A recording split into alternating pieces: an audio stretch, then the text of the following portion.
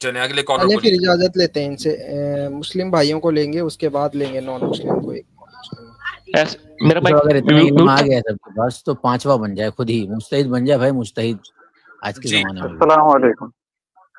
वालेकुम अस्सलाम व रहमतुल्लाह। ये खैरियत साहब? अल्हम्दुलिल्लाह। ये मुफ्ती साहब, मैं ये बात करनी थी नियर डेथ एक्सपीरियंस के बारे में। नियर डेथ एक्सपीरियंस, जी जी जी। तो इसका इस्लामिक पहलू क्या होएगा? नहीं, थोड़ा सा वाज़ेह करें सवाल को अपने। जैसे कि आजकल मैंने वीडियोज भी देखता हूँ, पढ़ा लिखा तो मैं इतना नहीं हूँ।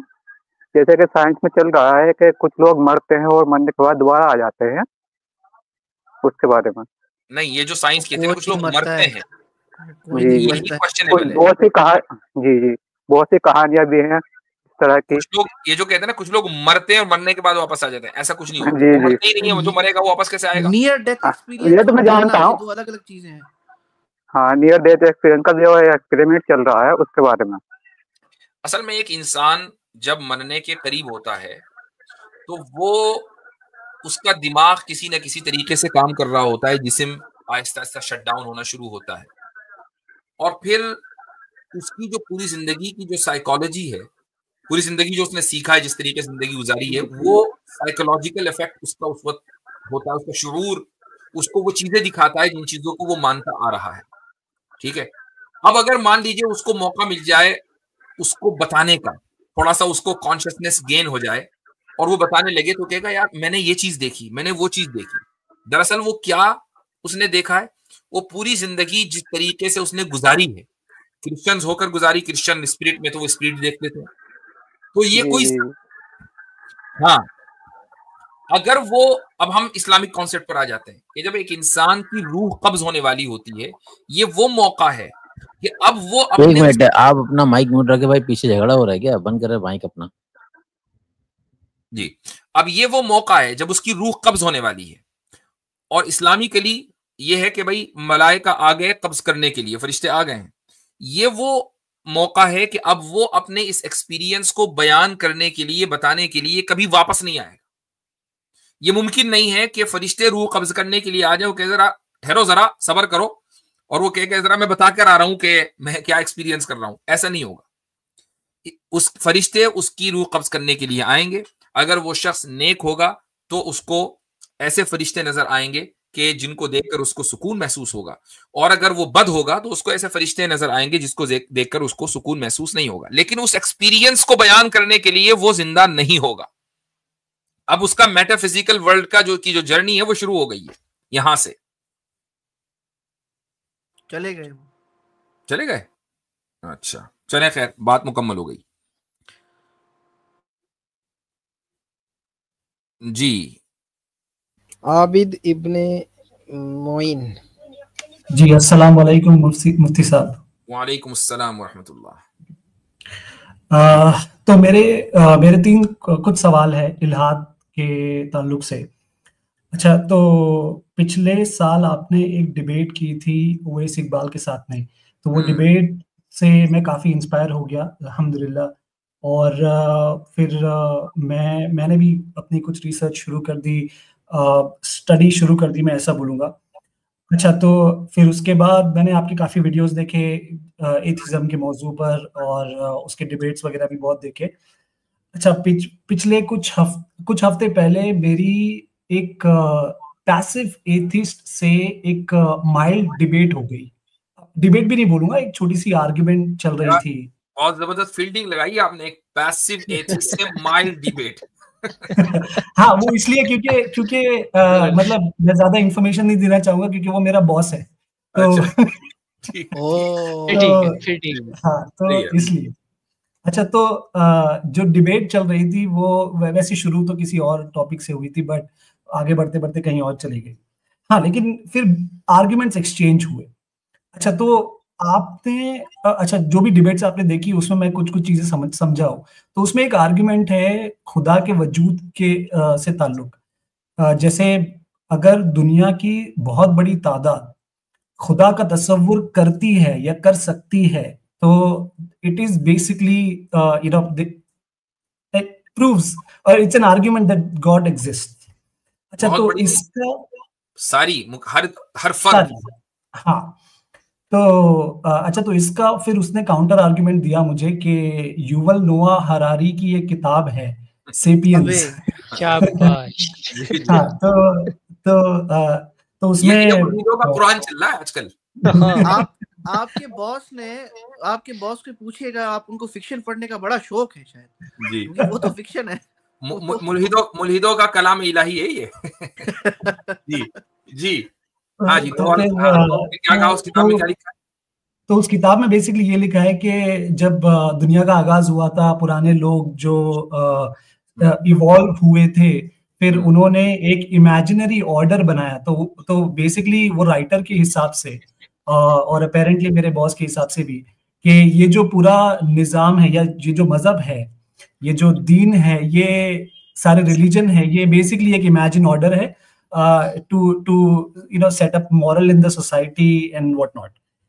तो इसके ऊपर मेरा कोई अच्छा, फिर मैं ब्लैंक हो गया ऑब्वियसली, क्योंकि ये आर्गुमेंट के इसको काउंटर कर दिया तो मुझे नहीं पता था कि ये तो कोई बात ही नहीं हुई है। आपको ब्लैंक किया तो उसको ब्लैंक करना था। उसकी वजह ये है, मुझे एक बात बताएं कि क्या ये सिर्फ मफरूजे नहीं है। पहला मफरूजा कि जब हम इवॉल्व हुए तो गोया कि आप ये मान के चल रहे हैं कि हम इवॉल्व हुए, ठीक है?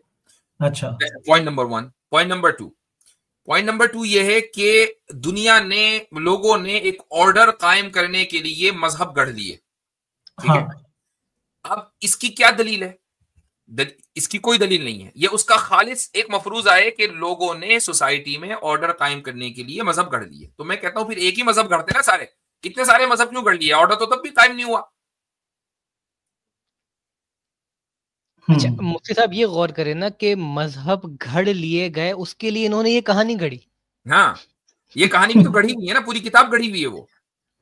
भाई आबिद भाई, आपको मैं रिकमेंड करूंगा, ये जो बातें हैं ना सारी, इस तरह मुफ्ती साहब ने कहा, ये सारी बातें घड़ी हुई हैं, ये एजम्पशंस हैं। वैसे तो एंथ्रोपोलॉजी का एक सब्जेक्ट है ये पूरा, लेकिन वो जो नोआ हरारी की जो किताब है ना, वो पूरी एजम्पशंस की बेस पर है। और जो माशाल्लाह मुफ्ती साहब की जो डिबेट थी ना अवैस इकबाल उसने जो एरो ऑफ टाइम किताब लिखी है, उसका कंटेंट भी अगर आप देखेंगे तो उसने शायद, वो हो सकता है चैट जीपीटी से उसने शफल करवा लिए अल्फाज, वो सारा टेबल ऑफ कंटेंट वही वाला है कमबख्त का। जी अच्छा, तो फिर डिबेट थोड़ी आगे चली और उसमें कुछ और आर्ग्यूमेंट्स भी आए। तो एक आर्ग्यूमेंट था कि why did God create human with free will. तो खैर मैंने उसका जवाब एक तरीके से दिया, बट फिर उसका काउंटर आर्ग्यूमेंट आया कि why not create with only the good in human being. ठीक, तो अगर मसलन हम ये कहें कि भाई गॉड को चाहिए था कि ह्यूमन को सिर्फ गुड के साथ, ईवल के साथ नहीं, सिर्फ गुड के साथ वो क्रिएट करता, तो फिर फ्री विल तो ना होती। हाँ, तो फ्री विल ना होना ज्यादा बेहतर है कि फ्री विल होना ज्यादा बेहतर है? अच्छा, अगर मुझसे पूछेगी तो मैं तो बोलूंगा फ्री विल होना ज्यादा बेहतर है। नहीं, उससे भी पूछे, ये सवाल उससे भी पूछे कि भाई फ्री विल होना ना होना, दो ऑप्शन है, कौन सा ऑप्शन ज्यादा बेहतर है?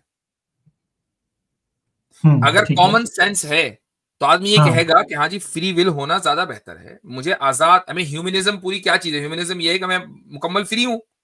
भाई एथीस्ट का तो सारी फिलॉसफी फ्रीडम के ऊपर खड़ी हुई है। फ्रीडम भी किससे? गॉड से। क्यों? इसलिए कि फ्री विल को वो ज्यादा बेहतर समझते हैं, फ्री होने को ज्यादा बेहतर समझते हैं। झूठ बोलने को आपको जरूर कह दें कि नहीं हमें तो वो दूसरा वाला ऑप्शन पसंद है, लेकिन उनकी पूरी फिलॉसफी इसी फ्रीडम के ऊपर है। ठीक है, तो उसके नजदीक भी फ्री विल होना ज्यादा बेहतर है और हमारे नजदीक भी। तो जो चीज बेहतर है खुदा ने उसका इंतखाब किया हमारे लिए। ठीक है। अच्छा, तो एक और सवाल है, किसी भी एथिस्ट को हम ये कैसे एक्सप्लेन कर सकते हैं या इसके ऊपर कैसे आर्गुमेंट कर सकते हैं, what is the purpose of life? क्योंकि जब ये आर्गुमेंट मैंने दिया था तो खैर उनका तो कुछ खास पर्पस सामने नहीं आया, बट वो कैसे एक्सप्लेन कर सकते हैं हम लोग? नहीं, बात ये नहीं है कि हम कैसे एक्सप्लेन करें। हम कोई भी पर्पस एक्सप्लेन करेंगे, हम सब के सब, चाहे वो हिंदू हो, मुसलमान हो, क्रिश्चियन हो, यहूदी हो, कोई भी मजहब हो, है ना, उसके नजदीक लाइफ का एक पर्पस है भाई। हम सारे मजहब वाले इस चीज के ऊपर मुत्तफिक हैं। हम चाहे आपस में एक दूसरे को कहें कि नहीं ये पर्पस नहीं वो पर्पस है पर्पस। ये सवाल मुल्हिद से होना चाहिए कि आप लाइफ को डिफाइन कैसे करेंगे। जब लाइफ की हर चीज का पर्पस है तो लाइफ का पर्पस क्या है, ये सवाल तो आप उससे करें। ये मजहब से सवाल किया ही नहीं जा सकता, क्योंकि हर मजहब ने पर्पस बयान किया है। अब हम उस पर्पस को जस्टिफाई करेंगे उस वक्त जबकि सामने वाला ये कह दे कि पर्पस लेस होना ये ज्यादा रैशनल है। अब हम बात करेंगे, आप उससे ये सवाल करें कि लाइफ की हर चीज का पर्पस है तो लाइफ का पर्पस क्यों नहीं है। सिंपल सा सवाल। अच्छा, ये सवाल मैंने किया था वैसे उसके के पर्पस क्या है, उसका जवाब मुझे ये मिला था कि जीना बस, जॉब करना, लाइफ का पर्पस, एक मिनट, लाइफ का पर्पस जीना, इसको इंग्लिश में कर दें, लाइफ का पर्पस लाइफ। मजा नहीं लाइफ, है ना। ये कैसा पर्पस हुआ भाई? सफर का पर्पस सफर, खाने का पर्पस खाना, पहनने का पर्पस पहनना, फिर तो ये अप्लाई करते जाए हर जगह। और भी आगे तक जाएंगे तो जी जी खतरे की जगह में चले जाएंगे। अबू शाकिर कह के गए थे ना सैर सपाटे, ये वहीं से आया था, सैर सपाटे कर। जी चले जी मुफ्ती साहब, बहुत बहुत शुक्रिया। चलें ठीक, ओके। अच्छा हजरत, इरादा आगे बढ़ाने का है? अच्छा अभी 3 घंटे नहीं हुए, ठीक है। हाँ अभी 15 मिनट बाकी है। मोहम्मद जुबैर भाई। जी अस्सलाम वालेकुम मुफ्ती साहब, क्या हाल हैं? ठीक हैं? अहलन वसहलन, मरहबा। बहुत अरसा हो गया आपका चेहरा देखे हुए, माशाल्लाह। बड़े आपके लेक्चर्स अपलोड होते रहे हैं, बड़ा ज़बरदस्त आपने बयान किए हैं माशाल्लाह, लेकिन गैप बहुत लंबा पड़ गया। बहरहाल बहुत खुशी हुई आपको देख के, अल्हम्दुलिल्लाह। तो गुजारिश ये थी कि बिल्कुल करीब से आके आप फिर चले गए, आपने पाकिस्तान का रुख भी कर लें, कभी कभी कराची की मस्जिद, लाहौर की मस्जिदों में भी बयान कर दें, इंशाल्लाह वहां भी आएंगे इंशाल्लाह। गुजरात अहमदाबाद तो आए हजरत, वहां भी है, समझ लीजिए कि वहीं आए हुए हैं। जी हाँ जी। मुफ्ती साहब, सवाल ये था कि अल्लामा इकबाल का एक शेर है कि फिजाए बदर पैदा कर, फरिश्ते तेरे लिए उतर सकते हैं गर्दों से कतार दर कतार अब भी, कुछ इस तरह का शेर है। तो ये जो है ये मौजज़ा तो देखें ना, जंगे बदर वाला, कि आप सल्लल्लाहु अलैहि वसल्लम की नुसरत को फरिश्ते आए हैं और ख़ास उस मौके पे आए हैं। अब इसको किसी XYZ मुस्लिम के साथ इक्वेट कर देना कि भाई आप भी वैसा ईमान पैदा कर लें तो फरिश्ते आपकी मदद को भी आ जाएंगे, ये क्या एनालॉजी बनती है? ये शेर क्या सही है? या इससे तो मैं कुछ और ही मतलब निकला है मेरा। जी मुझसे बोले मैंने।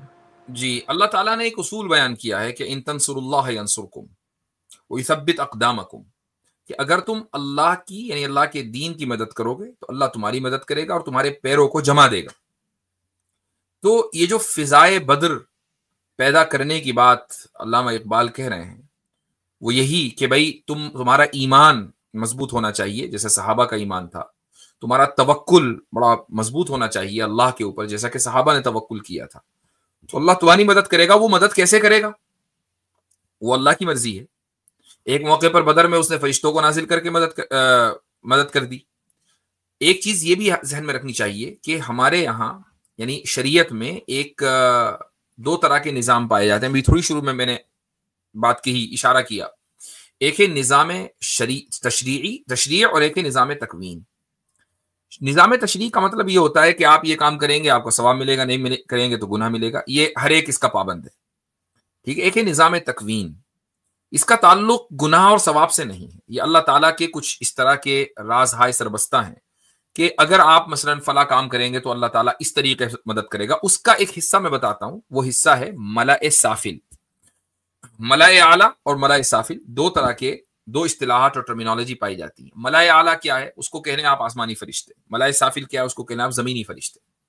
अल्लाह ताला ने मलाए साफिल के तौर पर जमीनी फरिश्ते हमारे हिफाजत के लिए पहले ही हमारे ऊपर मामूल किए हुए हैं। मसलन मलाइका हफजा जिनको कहते हैं, जो हमारी हिफाजत के ऊपर है, हमारी निगाह की हिफाजत के लिए, हमारी ओवरऑल जिस्म की हिफाजत के लिए, वो मलाइका पहले से मौजूद है। अब यह है कि जब एक मसलन एक आदमी किसी सिचुएशन में है और उसका ईमान बदरी सहाबा जैसे ईमान की तरह है, तो अल्लाह ताला बाज मर्तबा इन्हीं मलाए साफिल के जरिए उसकी मदद करते हैं। ये मौजिजा नहीं है, लेकिन ये उस इंसान की करामत है। ठीक है, ये उस शख्स ने जो ईमान के ऊपर अमल, अपने ईमानी तकाजे के ऊपर अमल किया, सहाबा जैसा ईमान और तवक्कुल अपने अंदर पैदा कर लिया, तो वो साहिब करामत हो गया। साहिब करामत होने के लिए ये जरूरी तो नहीं है कि वो पीर फकीर बन जाए। एक मजबूत ईमान वाला और ऐसा ईमान के जो सहाबा का ईमान हो उसकी जिंदगी में आ जाए तो अल्लाह ताला करामत दिखा देता है। तो वो मलाइका के जरिए होता है जो मलाए साफिल है। जी, ठीक हो गया, जबरदस्त हो गया। अच्छा, उसकी एक मिसाल सुन लीजिए। जी जी, आपने एक वाकया सुना होगा, बहुत मशहूर वाकया हदीसों के अंदर आता है कि 3 लोग गार में फंस गए थे, हर एक ने अपने अमल का हवाला दिया, याद है? जी जी, वो वाकया। तो वो जो पत्थर, हर एक की दुआ के बाद पत्थर हट रहा था, ये निजाम तकवीन का हिस्सा था। ठीक है, उस पत्थर के अंदर खुद तो रूह नहीं थी कि पत्थर ने डिसाइड किया कि यार चलो बहुत अच्छी बातें हो रही हैं, निकल लो यहां से, ऐसा तो नहीं था। अल्लाह ताला का एक निजाम तकवीन का हिस्सा था कि अल्लाह ने उस पत्थर को हटाया। अब खुद अल्लाह पत्थर को हुक्म दे कि हट, तो ये भी एक तरीका है, या मलाए साफिल को मुकर्रर कर दे कि पत्थर को पुश करो, ये भी एक तरीका है। जी, अच्छा, एक कैसे राजा साहब अपनी स्ट्रीम में एक वाकया सुना रहे थे कि जी एक बस्ती थी जिसमें एक नेक इंसान था और सारी बस्ती गुमराह हो चुकी थी। तो अल्लाह ने फैसला कर दिया कि जी इस बस्ती पे अब अजाब जो है ना वो मैंने भेजना है। तो मलाइका ने अर्ज़ की कि या बारी ताला वहाँ पे तेरा एक नेक बंदा भी है। तो उनका जी इसको तो है ना, उसको तो पहले जो है वो उस पे जो है वो मतलब कि उस पे तो पहले उसको उस पे अजाब डालो कि वो खुद तो अपने कोने पे लग के नेक काम में मसरूफ है, लेकिन लोगों को तलकीन नहीं कर रहा। अच्छा, अब इसमें ये है कि चलें वो दुनिया में तो उस पे आ गई आफत ये वाली, आगे चल के जब वो आखिरत में जाएगा वहां पे भी क्या वो मतलब कि यहाँ क्वेश्चन ये है कि वो लोगों की निगाह में नेक है, अल्लाह की निगाह में नेक नहीं है, वरना उस पर अजाब ना आता। और उसी हदीस में ये बात भी आ गई कि क्यों वो नेक नहीं है, कि वो लोगों को अमर बिल मारूफ और नहीं अनिल मुनकर नहीं कर रहा है। वो अपनी झोपड़ी में बैठा हुआ है और बाहर मुनकरात हैं, बाहर खराबियां हैं, वो नहीं अनिल मुनकर नहीं कर रहा है, लोगों को अच्छाई का हुक्म नहीं दे रहा है, बुराई से नहीं रोक रहा है। तो भाई जो जिम्मेदारी उसकी थी वो जिम्मेदारी उसने पूरी नहीं की, तो फिर वो नेक कहां हुआ? नेक ना होने की वजह से इस दुनिया में उसको सजा मिल गई। हाँ, आखिरत में जो सजा है यह जाहिर है कि अल्लाह ताला की मर्जी के ऊपर है। अगर वो शख्स ऐसा था कि दिल में उसके ईमान नहीं था, बजाहिर वो मुसलमान लग रहा था, तो मुनाफिक है, तो फिर हमेशा हमेशा के लिए जहन्नम है। और अगर वाकई वो सच्चा पक्का मोमिन था लेकिन यहां उससे गलती हुई है, तो दुनिया में उसको सजा मिल गई, हो सकता है कि आखिरत में उसको कोई सजा ना मिले। जी मुफ्ती साहब, बस यही पहले भी मैंने एक स्ट्रीम में आपसे यही क्वेश्चन किया था कि देखें ना, एक बंदा है जो कहता है ला इलाहा इल्लल्लाह मुहम्मदुर रसूलुल्लाह, नमाज का पाबंद है, रोज़ा, ज़कात, हज सबका पाबंद है। अब लेकिन वो उसने कभी ज़िंदगी में अमर बिल मारूफ व नही अनिल मुनकर नहीं किया है क्योंकि उसकी कैपेसिटी नहीं है। ठीक है, तो अगर आप ये कहते हैं, अब इसी तरह वो डॉक्टर जाकिर नाइक हैं, वो ये कहते हैं कि जी सूर्य असर की रोशनी में वही मुसलमान जन्नत का अहल है जो नेक काम करे, जो पूरी सूरत है, और उसमें वो भी है कि पहले वो दावत दे और दावत के नतीजे में जो उस पर मुसीबत आए फिर उस पर सब्र करे।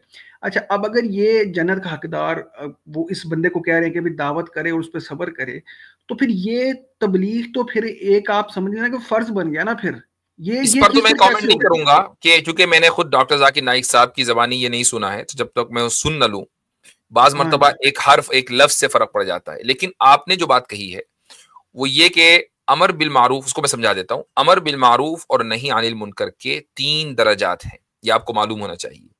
और जो तीसरा दर्जा है वो पैसिव है, और जो शुरू के 2 दर्जे हैं वो एक्टिव है ना?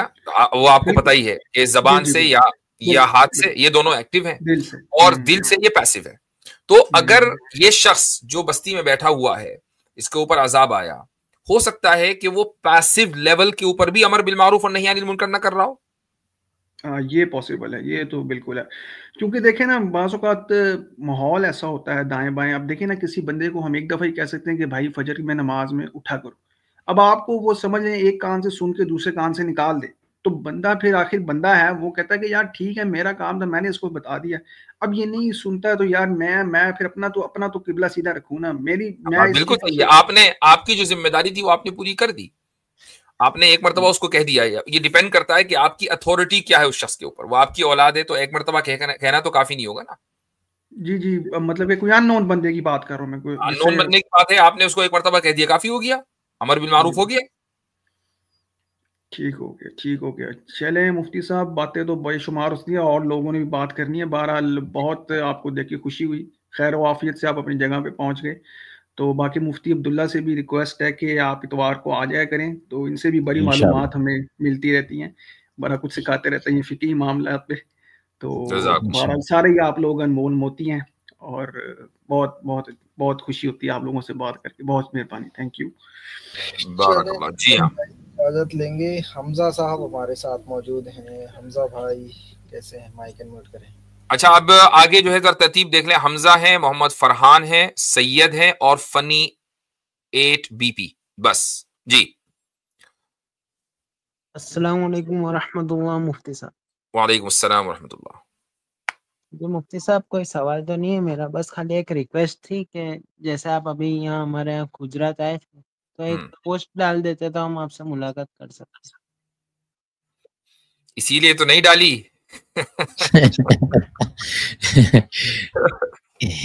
अच्छा खैर, इंशाल्लाह अगली मर्तबा कभी ना कभी मुलाकात होगी। कहाँ रहते हैं आप? बड़ौदा। बड़ौदा में? हाँ, तो बड़ौदा तो आए थे हम। बड़ौदा में आए थे, वो कौन सा मदरसा नाम से निकल गया? यही तो हाँ पोस्ट नहीं लगाई। अच्छा जी। असल में देखें मेरे भाई हमजा साहब, अगर मैं पोस्ट लगा देता ना तो जो मुंतजिमीन है उनका इंतजाम मुतासिर हो जाता। मसलन बड़ौदा में जो प्रोग्राम था वो सिर्फ उलमा का था। मैं अगर पोस्ट लगाता कि जी मैं यहां पर हूं, ठीक है, तो अवाम भी आ जाती और जो उलमा का प्रोग्राम है वो मुतासिर हो जाता। इसलिए मैं मुंतजिमीन के इंतजाम को बिल्कुल भी मुतासिर नहीं करता हूं कहीं भी जाता हूं कि उन्होंने जैसा नज़म किया है उसको हमें फॉलो करना है। बहुत से लोग हैं सफर के दौरान मेरे पास आए कि जी आप हमारे यहाँ भी आ जाएं, या मुझे डायरेक्ट कॉल करने लगे। बाज लोगों ने सिफारिशें कराई, कुछ दारुल के असातिज़ा से भी सिफारिशें हुई। तो मैंने यही कहा कि भाई अगर मैं इस तरह करूंगा तो एक आदमी ने एक निजाम बनाया हुआ है कि इतने बजे यहाँ जाना है, इतने बजे वहां जाना है, इस वक्त खाना है, उस वक्त सोना है, वो सब मुतासिर हो जाएगा, वो नहीं करना है। तो इसलिए मैं अक्सर व बेशतर क्या कहीं भी जाता हूं तो मैं नहीं बताता कि मैं वहां जा रहा हूं। ये लोकल जो वहां के हमारे मुंतजिमीन है उनका काम है कि वो किस तरीके से पब्लिसिटी कर रहे हैं। लेकिन इंशाअल्लाह आपसे जिंदगी में जरूर मुलाकात होगी बिइज़्निल्लाह ताला। आमीन। और चले, आप लोग बेहतरीन काम कर रहे हैं, अल्लाह आपको जज़ाकुमुल्लाह खैरन। जी आगे ले भाई।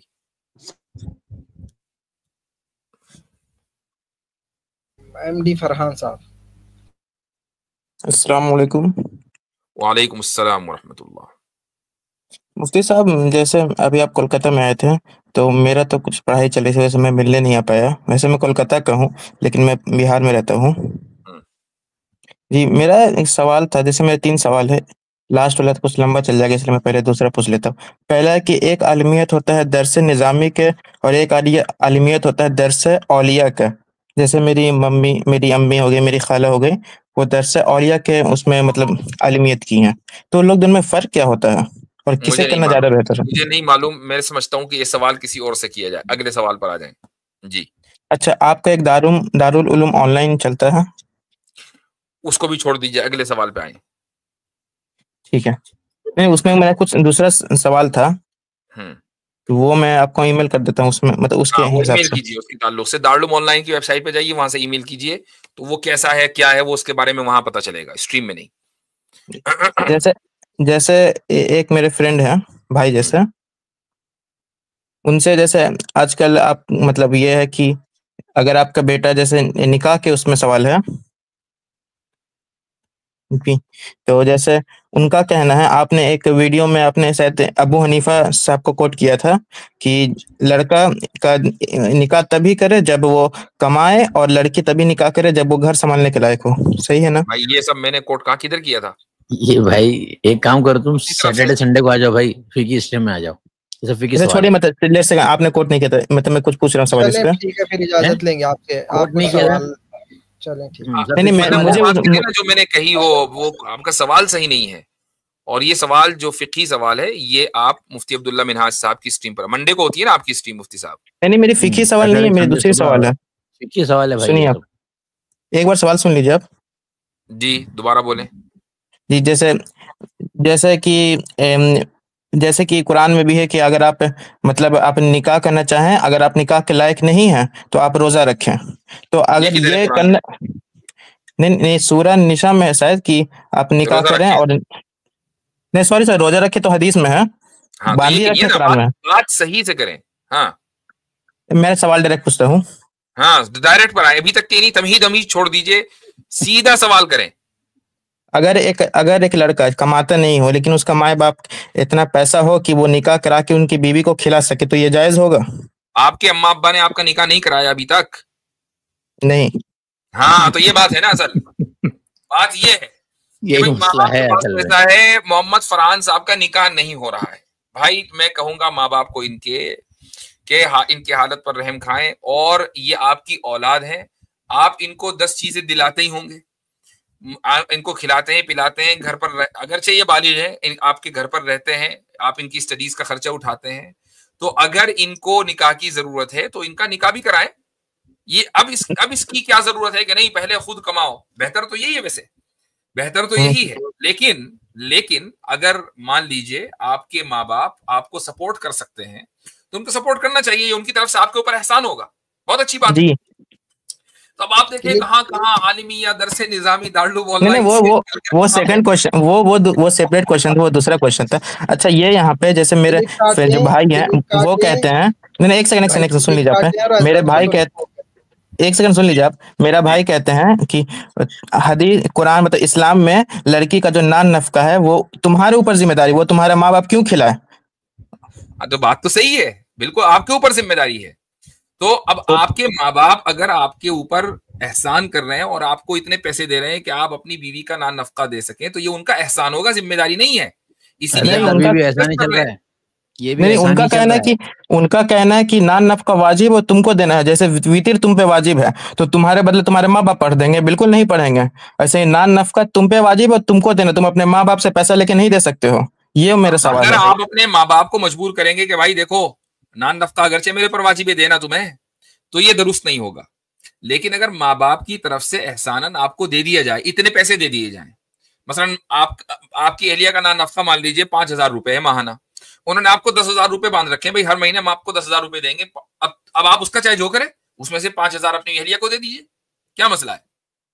लेकिन ये 10,000 देना वालिदैन की तरफ से आपके ऊपर एहसान होगा, ये उनकी कोई जिम्मेदारी नहीं है। नहीं, तो उनका कहना है कि जैसे तरीका बताता हूँ, सुनिए, असल बात प्रैक्टिकल उस पर है ना, सोल्यूशन पर। क्या पढ़ते हैं? नहीं, मैं भी जेई सुने होंगे, जेई। हाँ, तो उसका मैं मतलब तैयारी कर रहा हूँ, मैं ड्रॉप ले लिया था। उसकी तैयारी छोड़ दीजिए, इमीडिएटली तैयारी छोड़ दें, शादी की तैयारी करें। ठीक, शादी की तैयारी इस तरीके से करें। हाँ, जॉब तलाश करें, शादी की तैयारी करें। जेई वेई में आपकी जे नहीं होगी, ठीक है? जे किस में होगी? आप अपने वालिदैन को अल्टीमेटम दे देंगे, भाई जेई वेई हमने छोड़ दिया, अब हम शादी की तैयारी कर रहे हैं, आप लड़की नहीं ढूंढ रहे 1 महीने में, हम खुद ढूंढ लेंगे। उसके बाद शादी कीजिए, मुलाजमत पहले से, और आपको मुलाजमत मिल जाएगी इंशाल्लाह, ठीक है? उसके बाद अपनी जितनी आपकी चादर है उतना पैर फैलाएं, उस एतबार से लड़की लेकर आए। पता चला कि आपने एलिजाबेथ की पोती को रिश्ता दे दिया, ऐसा ना करना। रिश्ता अपने एतबार से, कुफू के एतबार से दें, और उसके बाद उसको निकाह में लाएं, उसके एतबार से अपनी जिंदगी गुजारें। अच्छा, ऐसा कभी मतलब सहाबा के टाइम में या रसूल के टाइम में हुआ है कि कोई बाप अपने बेटे को ऐसा ही होता था। सहाबा में कोई भी जेई की तैयारी नहीं करता था। जेई नहीं, लड़का कमाता नहीं हो, अपने बाप पे डिपेंड हो, बाप अपने खर्चे पे उसका शादी करवाया, परिवार अपने खर्चे पे निकाह करवाया, ऐसा कभी हुआ? सहाबा का दौर इंडस्ट्रियलाइजेशन का दौर नहीं था, सिंपल दौर था। लड़का बालिग होता था तो बालिग होते हुए वो स्किल सीखता था, जिंदा रहने का हुनर सीखता था, और स्किल सीखने के लिए कोई यूनिवर्सिटी नहीं थी, कोई कॉलेज नहीं था। वो स्किल्स आप जिंदा रहने के बहुत आसानी के साथ चंद महीनों में सीख सकते थे, और वालिदैन की जिम्मेदारी होती थी कि भाई लड़का आप लायक हो गया है, इसकी शादी करो। वो ये किस यूनिवर्सिटी से फारिग होगा उसका इंतजार नहीं करते थे। सिंपल नहीं, मेरा मतलब फाइनेंशियली इंडिपेंडेंट का बात था। फाइनेंशियली इंडिपेंडेंट नहीं हो लड़का। अब हजरत अली को ही देख लीजिए, हजरत अली रजी अल्लाह अन्हु को आप सल्लल्लाहु अलैहि वसल्लम ने कहा कि भाई रुखसती जब होगी, जब कम से कम इतना तो हो कि तुम मेहर दे सको।